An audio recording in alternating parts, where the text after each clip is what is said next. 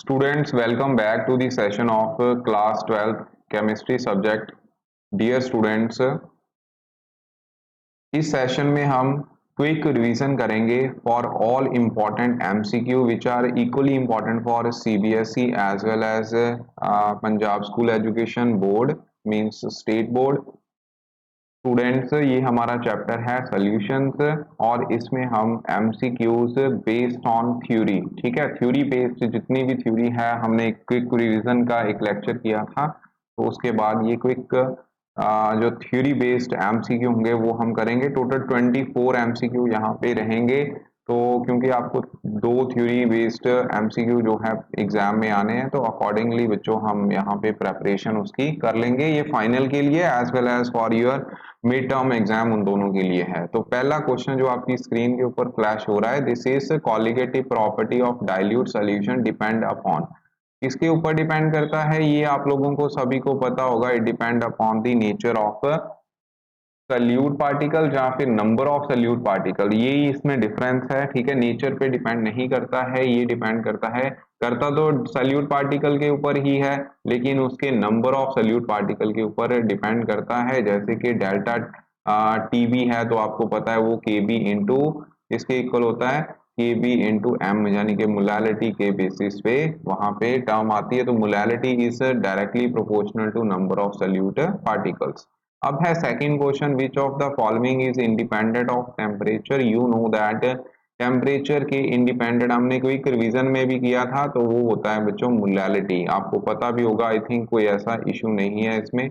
आगे जो third question है इसमें आपको पूछा गया है कि कॉलिगेटिव प्रॉपर्टी इसमें से कौन सी नहीं है, ठीक है। तो pi is a colligative property जो कि बच्चों होती है pi is equal to C R T, means osmotic pressure जो हम यूज करते हैं to find the molecular mass of macromolecules, ठीक है। जितने भी मैक्रो मॉलिक्यूल्स हैं उनके लिए हम ये टर्म यूज करते हैं उनका मॉलिक्यूलर मास निकालने के लिए। Delta T F is depression in freezing point, that is equal to K F into क्या होता है मोलैलिटी। और डेल्टा टी भी आपको पता है एलिवेशन इन बॉइलिंग पॉइंट है, और के बी क्या है एक कांस्टेंट है, इसलिए यही आंसर इसका होगा। This is not a colligative property. आगे क्वेश्चन है कि osmotic pressure of equimolar solution of glucose है, सोडियम क्लोराइड है एंड बेरियम क्लोराइड है विल बी इन ऑर्डर। देखिए बच्चों यहाँ पे pi is equal to C R T formula होता है ऑस्मोटिक प्रेशर का, ठीक है। तो अब यहाँ पे आप लोगों को ये पता है कि अगर हम वांट ऑफ फैक्टर को इंट्रोड्यूस कर देते हैं तो pi is equal to van't Hoff factor into C into R into T, ठीक है। जो वांट ऑफ फैक्टर है ये डिपेंड करता है कि कौन सा इलेक्ट्रोलाइट कितने आयंस में डिसोशिएट कर रहा है। तो आपको पता है बेरियम क्लोराइड जो है वो 2 आयंस में डिसोशिएट करेगा, Ba2 positive and Cl1 negative. जो Ba2 पॉजिटिव है वो तो ऐसे रहेगा, लेकिन जो Cl है वो 2 आयंस यहाँ पे उसके भी बनेंगे। तो टोटल नंबर ऑफ आयंस की बात करें तो इसके लिए वांट ऑफ फैक्टर जो है 3 के इक्वल होगा। सेकेंडली NaCl के लिए बच्चों 2 होगा वांट ऑफ फैक्टर, और glucose will not dissociate into its respective ions क्योंकि ये एक नॉन इलेक्ट्रोलाइट होता है। इसीलिए बच्चों आपका फर्स्ट ही, क्योंकि आपको पूछा क्या गया है ऑर्डर, ठीक है, ऑर्डर क्या होगा तो इंक्रीजिंग ऑर्डर डिक्रीजिंग ऑर्डर ये रहेगा। तो मतलब बेरियम क्लोराइड के लिए ऑस्मोटिक प्रेशर की वैल्यू जो कॉलिगेटिव प्रॉपर्टी की वैल्यू है वो ज्यादा रहेगी। आगे है molar depression constant depend upon, किसके ऊपर डिपेंड करता है बच्चों। मोलर डिप्रेशन कांस्टेंट जो है वो सॉल्वेंट की नेचर के ऊपर डिपेंड करता है। आप लोगों ने सुना होगा कि जो कि एफ है वो वाटर के लिए इतना है, उसके बाद फॉर बेंजीन ये इतना है, उसकी वैल्यू चेंज करती है, ठीक है। तो हमेशा के एफ वैल्यू वैसे तो कांस्टेंट होती है फॉर ए पर्टिकुलर सॉल्वेंट, लेकिन वहां पे वो सॉल्वेंट अगर चेंज कर जाता है तो के एफ की वैल्यू भी चेंज कर जाती है। तो ये डिपेंड करता है नेचर ऑफ सॉल्वेंट के ऊपर। अब आता है next Henry law based question के हेनरी कांस्टेंट क्या है, इसकी वैल्यू टेम्परेचर बढ़ने से इंक्रीज करती है जहां पे डिक्रीज करती है। तो बच्चों हेनरी कांस्टेंट जो होता है के एच, इसकी वैल्यू टेम्परेचर इंक्रीज करने से ये टेम्परेचर इंक्रीज करने से डियर स्टूडेंट्स डिक्रीज करती है, ठीक है, सॉरी इंक्रीज करती है। अगर टेम्परेचर बढ़ेगा तो जो KH की वैल्यू है वो भी इंक्रीज करेगी, जिसकी वजह से सॉलिबिलिटी जो है वो करती है बच्चों डिक्रीज, ठीक है, सॉलिबिलिटी डिक्रीज करती है, लेकिन KH की वैल्यू जो है वो करेगी increase with increase in temperature. Okay, तो विद इंक्रीज इन टेम्परेचर। आगे है बच्चों, for solute which do not undergo any association और dissociation in a solvent the van't Hoff factor will be. तो बच्चों वॉट ऑफ फैक्टर जो है वो ऐसे सोल्यूशन के लिए, जहाँ ऐसे सल्यूट पार्टिकल्स के लिए बच्चों वो 1 के इक्वल होता है। जैसे कि यहाँ पे ग्लूकोज है, glucose neither undergo association nor undergoes dissociation, ठीक है। नेक्स्ट हमारा 8th क्वेश्चन है, two solution A and B, two solutions A and B separated by a semi permeable membrane if the solvent flow from A to B, ठीक है, दो solution है यहाँ पे, ठीक है, तो दो सोल्यूशन है, उसको आपने SPM के साथ सेपरेट किया हुआ है, एक A सोल्यूशन है, दूसरा B सोल्यूशन है, ठीक है, दोनों ही सोल्यूशन है। ओके, तो इसका मतलब अब आपका अगर सॉल्वेंट जो है वो A से B की तरफ जा रहा है थ्रू SPM, तो यहाँ पे ए ज्यादा कंसंट्रेटेड होगा या ए कम कंसंट्रेटेड होगा, या दोनों की कंसंट्रेशन सेम रहेगी? सेम तो रहेगी नहीं, ठीक है, तो सी आंसर तो होगा नहीं कभी भी इसका, ठीक है। तो अब कंसंट्रेटेड है, अगर अगर आपको ये पता है कि जो सॉल्वेंट पार्टिकल्स हैं ऑस्मोसिस में हायर कंसंट्रेशन से लोअर कंसंट्रेशन की तरफ जाते हैं, तो इसका मतलब ये हो गया कि जिसमें कंसंट्रेशन सॉल्वेंट की ज्यादा होगी वो ए ही होगा, ठीक है। और अगर सॉल्वेंट की कंसंट्रेशन ज्यादा है तो जो उसका सोल्यूशन है, क्योंकि यहाँ पे सोल्यूशन की बात बोली गई है, तो it will be less concentrated, वो कंसंट्रेटेड लेस होगा, तो इसमें ऑप्शन आएगी बी, ठीक है, बी ऑप्शन इसका राइट आंसर होगा। ध्यान से करने वाला क्वेश्चन है, सॉल्वेंट हमेशा higher concentration to lower concentration जाता है, सॉल्वेंट की कंसंट्रेशन जिस साइड ज्यादा होती है उससे लोअर कंसंट्रेशन की तरफ सॉल्वेंट पार्टिकल मूव करते हैं, ठीक है। लेकिन सॉल्यूशन में अगर सॉल्वेंट ज्यादा हो गया तो बच्चों वो फिर लेस कंसंट्रेटेड सॉल्यूशन हो जाएगा, ठीक है, क्योंकि पानी अगर सॉल्वेंट मान लो वाटर है तो वाटर ज्यादा है तो ऑटोमेटिकली अगर उसमें नमक डाला हुआ है तो नमक जो है वो फिर कम कंसंट्रेशन में लगेगा, ठीक है। आगे है 9th question, which of the following will have the highest boiling point. Boiling point किसका ज्यादा होगा? तो हाईएस्ट बॉइलिंग पॉइंट ऑफ किसका है? देखिए इसमें ये चीज याद रखने वाली है कि डेल्टा टीबी जो है एलिवेशन इन बॉइलिंग पॉइंट होता है। तो आपको अगर सोल्यूशन का भी पूछा गया है, क्योंकि यहाँ पे हाईएस्ट बॉइलिंग पॉइंट बोला गया है, मतलब आपने सोल्यूशन का बताना है, ठीक है, यानी कि टीबी की वैल्यू बतानी है, और टीबी जो है वो डेल्टा टीबी के भी डायरेक्टली प्रोपोर्शन में है, ठीक है, डायरेक्ट प्रोपोर्शन में है, और वांट ऑफ फैक्टर यहाँ पे इंट्रोड्यूस हो जाएगा, के भी साथ में कांस्टेंट आएगा, मोलैलिटी साथ में आएगी, ठीक है। तो अब ये वांट ऑफ फैक्टर के ऊपर डिपेंड करेगा, जिसमें ज्यादा नंबर ऑफ आयंस बनेंगे उसी का ही टीबी की वैल्यू उसी सोल्यूशन के लिए ज्यादा होगी। जब highest boiling point of the solution पूछा गया है वहां पे डिप्रेशन नहीं पूछा गया है, ठीक है, टीबी पूछा गया है कि टीबी किसका ज्यादा होगा। टीबी नॉट तो सभी के लिए सेम ही होना है, ठीक है, तो क्योंकि वो वाटर में एक्वा सोल्यूशन बनाया गया है। ओके जी, तो इसका आंसर बच्चों फर्स्ट ऑप्शन ही है, क्योंकि इसमें 4 आयन बनेंगे, इसमें 2 बनने हैं, इसमें 3 बनेंगे, यहाँ पे कोई आयन नहीं बनेगा। कांस्टेंट बॉइलिंग मिक्सचर को हम एज़ोट्रॉप बोलते हैं, ये आप लोगों को पता होगा, ठीक है, तो इसका आंसर आएगा बी ऑप्शन। आगे है 1 molar of solution means. 1 molar का मतलब क्या होता है बच्चों? मोलैरिटी का फार्मूला होता है number of moles per unit volume of solution. अगर वॉल्यूम हम लीटर में लेते हैं, ठीक है, तो 1000 से मल्टीप्लाई करने की जरूरत नहीं रहती है। तो इसका मतलब अगर ये वाली वैल्यू 1 है, 1 लीटर सोल्यूशन है, तो एन एम की वैल्यू भी 1 ही होगी, तो इसका मतलब यहाँ पे आएगा 1 litre of solution, option number C. आगे क्वेश्चन है, which of the following is not a colligative property. तो इसमें बच्चों वांट ऑफ फैक्टर आ गया कि ये कॉलिगेटिव प्रॉपर्टी नहीं है। Boiling point of the solvent containing non volatile solute, अगर नॉन वोलेटाइल सोल्यूट है बच्चों, ठीक है, डाला हुआ है, तो बॉइलिंग पॉइंट जो है सॉल्वेंट का, ठीक है, सॉल्वेंट का वो क्या है, बढ़ेगा या इंक्रीज करेगा।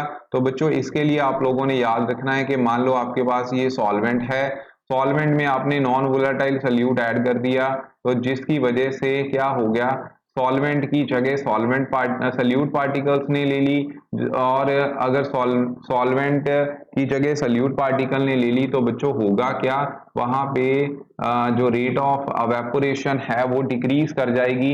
अगर अवेपोरेशन डिक्रीज कर जाएगी तो वेपर प्रेशर भी डिक्रीज करेगा, ठीक है। अगर वेपर प्रेशर डिक्रीज करेगा तो उसको ज्यादा हीटिंग देनी पड़ेगी एटमॉस्फेरिक प्रेशर में आने के लिए, ठीक है, 1 एटमॉस्फेरिक प्रेशर पे जाने के लिए उसको ज्यादा हीटिंग देनी पड़ेगी। अगर ज्यादा हीटिंग दे रहे हो इसका मतलब क्या हो गया, बॉइलिंग पॉइंट इंक्रीज करेगा, तो इसका आंसर आएगा एलिवेटेड, यानी कि बी ऑप्शन, ठीक है। Which pair will not form an ideal solution, ideal solution वो नहीं बनाते हैं जिसमें जो बॉन्डिंग है स्ट्रॉन्ग या वीक हो जाती है, मतलब if there is no interaction between two two two components जिससे सोल्यूशन बनाया गया है, तो बच्चों वो आइडियल सोल्यूशन होता है। अगर उनमें इंटरेक्शन हो जाती है तो फिर वो नॉन आइडियल सोल्यूशन बोला जाएगा। तो इसमें देखिए ये ब्रोमो ब्रोमो, ठीक है, तो ये आइडो, तो इसका मतलब हैलोजन ही है, ये भी हाइड्रोकार्बन ही है, इसमें भी नहीं आएगा, इसमें भी, ये भी आइडियल सोल्यूशन हो गया। यहाँ पे भी देखिए दोनों हैलोजन है, तो ये भी आइडियल सोल्यूशन ही हो गया।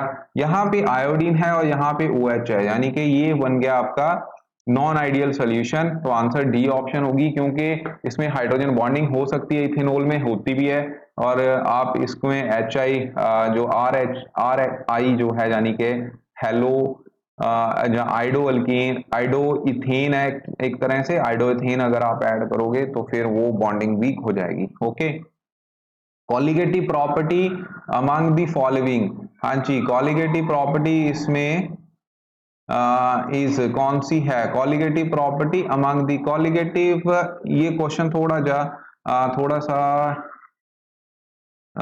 डिफर कर गया, हाँ, कॉलिगेटिव प्रॉपर्टी नहीं, डिफर नहीं है, वैसे ही आपको कंफ्यूज करने के लिए है कि कॉलिगेटिव प्रॉपर्टी इसमें से कौन सी है, ठीक है। तो देखिए बॉइलिंग पॉइंट है ना कि elevation in boiling point, freezing point है ना कि depression in freezing point, vapour pressure है ना कि relative lowering in vapour pressure, ठीक है। तो इसका मतलब ऑस्मोटिक प्रेशर तो होता है, तो इसका मतलब यही हुई, ठीक है। आगे है at high altitude boiling point of the water decreases because atmospheric pressure, हाँ जी, एटमॉस्फेरिक प्रेशर क्या है, ऊपर जाके डिक्रीज कर जाता है, ये आप लोगों को पता होगा, तो बॉइलिंग पॉइंट भी वहां पे कम ही टेम्परेचर पे फिर वो बॉयल कर जाएगा। तो 16 का आंसर सी पार्ट होगा। Camphor is often use in the molecular mass determination, क्यों क्यों यूज करते हैं, क्योंकि ये बच्चों एक क्रायोस्कोपिक, इसका कांस्टेंट जो है वो बहुत ज्यादा होता है, it has very high value of cryoscopic constant, ठीक है। Which of the following does not show positive deviation from Rawls law, positive deviation कौन नहीं शो करेगा, जिसमें पॉजिटिव डेविएशन वो शो नहीं करेगा जिसमें बॉन्डिंग स्ट्रांग हो जाएगी, वो नेगेटिव डेविएशन शो करता है, ठीक है।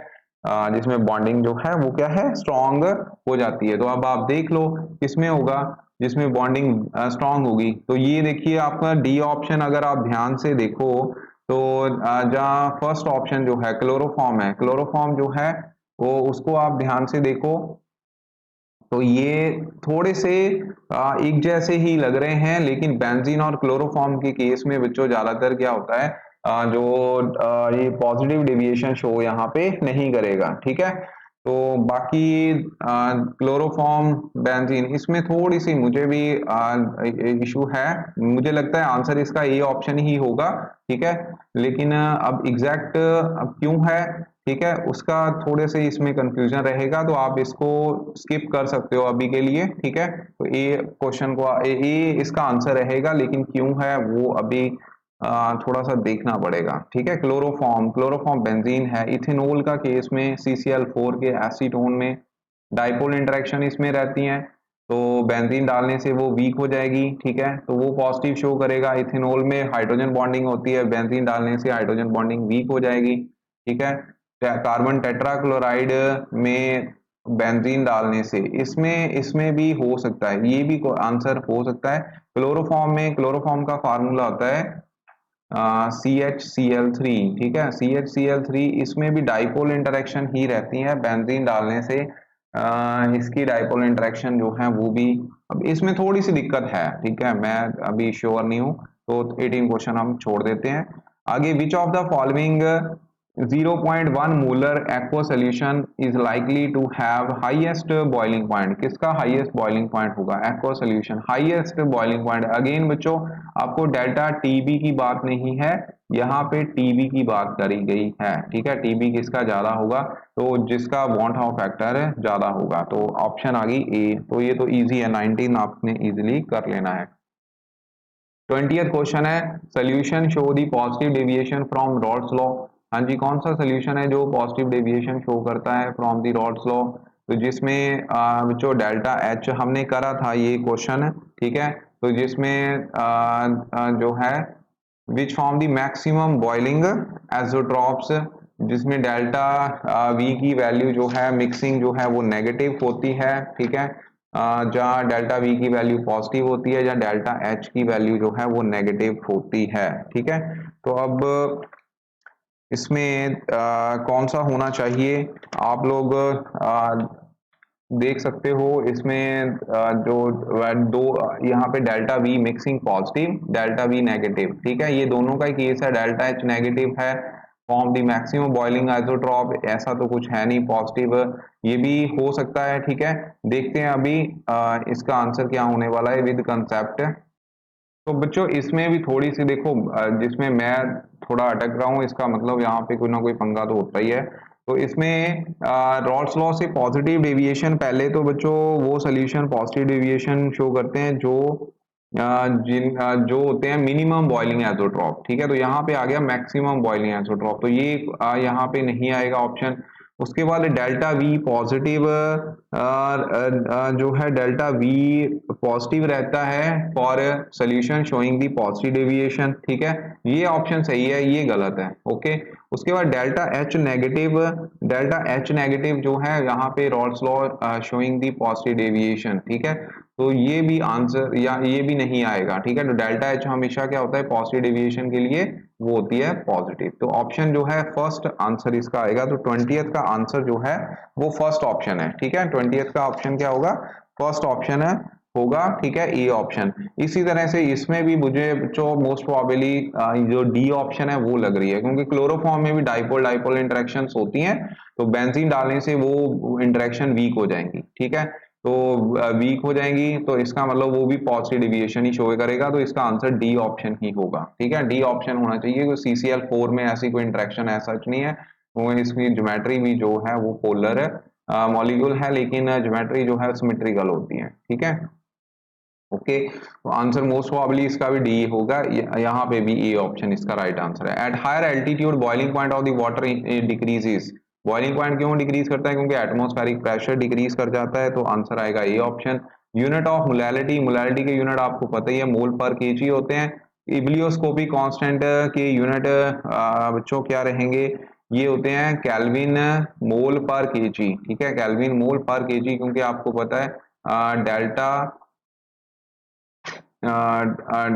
जो है बी जो है दैट इज इक्वल टू के बी इंटू एम के इक्वल रहता है, ठीक है, तो इसमें जो के बी के यूनिट वो ऐसे आप निकालोगे, उसमें आपको पता है टेम्परेचर के यूनिट केल्विन आ गए, और एम के यूनिट होते हैं मोल पर केजी, दूसरी साइड जाएंगे तो वो जो यूनिट है वो चेंज कर जाएंगे, ठीक है, ठीक है, तो यूनिट इसके आएंगे केल्विन पर मोल, सॉरी केल्विन मोल पर केजी, ओके। तो उसके बाद नेक्स्ट बच्चों लास्ट इसमें क्वेश्चन है, which of the following is not correct for ideal solution. Ideal solution में बच्चों डेल्टा एच इक्वल टू 0 होती है, ठीक है, ये सही है, डेल्टा वी आफ्टर मिक्सिंग ये भी 0 होता है, दोनों सही है, ठीक है, तो नन ऑफ दी अबव जो है आंसर रहेगा, 24 का आंसर है D option, okay. So this is all about important questions from जो एमसीक्यू रहेंगे आपके, ठीक है, इंपॉर्टेंट है, मल्टीपल चॉइस क्वेश्चंस, ये बच्चों सबसे ज्यादा इंपॉर्टेंट क्वेश्चंस है, इनको जरूर कर लेना।